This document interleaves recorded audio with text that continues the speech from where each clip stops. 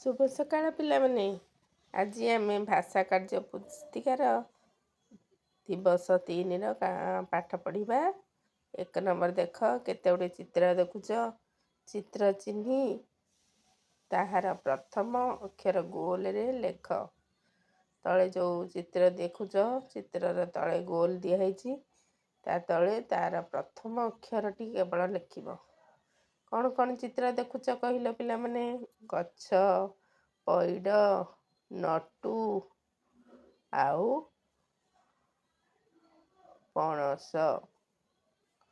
ହଉ, ଆମେ ଗଛର ପ୍ରଥମ ଅକ୍ଷର ଗ ବୋଲି ଜାଣିଛନ୍ତି, ଲେଖିଦେବା ଗ। ପଇଡ଼ର ପ୍ରଥମ ଅକ୍ଷର ପ, ଗୋଲ ଭିତରେ ପ ଲେଖିବା। ନଟୁର ପ୍ରଥମ ଅକ୍ଷର ନ, ଗୋଲ ଭିତରେ ନ ଲେଖିବା। ସେହିପରି ପଣସର ପ୍ରଥମ ଅକ୍ଷର ପ, ଗୋଲ ଭିତରେ ପ ଲେଖିବା। 2 ନମ୍ବର, ଦେଖିକରି ଲେଖ। ଗ, ପ, ଝ। ପେନସିଲରେ ଗ କୁ ଗ ଭଳି ଲେଖିବ ଏବଂ ଶୂନ୍ୟ ସ୍ଥାନ ଯେଉଁ ଛଡ଼ା ହେଇଛି ସେଠି ମଧ୍ୟ ଗ, ଗ, ଗ, ଗ 4ଟି ଗ ଲେଖିବ। ଦେଖିକରି ଲେଖ ପ। ପକୁ ପେନସିଲରେ ଲେଖିବା ଏବଂ ପ ଛାଡ଼ିଥିବା ଘର 4ଟିରେ ପ 4 ଥର ଲେଖିବା। ଲେଖିବା ସମୟରେ ଡାକି ଡାକି ଲେଖିବା ପ, ପ, ପ, ପ। ଦେଖିକରି ଲେଖ ଝ। ସେପରି ଝକୁ ପେନସିଲରେ ଝ ଲେଖିବା। ଝ, ଝ, ଝ, ଝ। ଏହିପରି ସୁନ୍ଦର ଅକ୍ଷରରେ ଲେଖିବା। 3 ନମ୍ବର, ଅକ୍ଷରରେ ମାତ୍ରା ଯୋଡ଼ି ପଢ଼ ଓ ଲେଖ।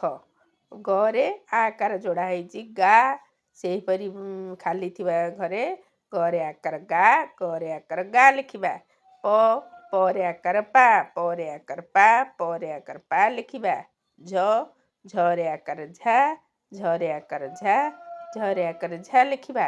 ପଢ଼, ପରେ ଆକାର ପା, ଝ, ଗ, ଟରେ ଆକାର ଟା, ଗରେ ଆକାର ଗା, ଝରେ ଆକାର ଝା ପଢ଼ିବା। 4 ନମ୍ବର, ଅକ୍ଷର ଯୋଡ଼ି କରି ପଢ଼ ଓ ଲେଖ। ପର, ପର। ଗାର, ଗାର। ପାନ, ପାନ। ପାଗ, ପାଗ। ଏହିପରି ଅକ୍ଷର ଯୋଡ଼ି ପଢ଼ିବା ଏବଂ ବାକ୍ସ ଭିତରେ ଲେଖିବା। 5 ନମ୍ବର, ଶବ୍ଦ ପଠନ।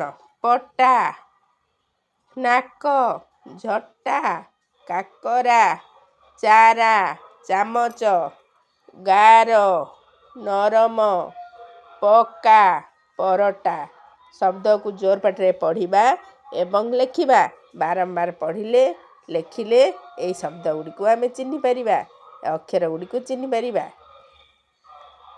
ଏହିସବୁ ପଢ଼ା କରି ନିଜ ଶ୍ରେଣୀ ଗ୍ରୁପରେ ସେୟାର କର।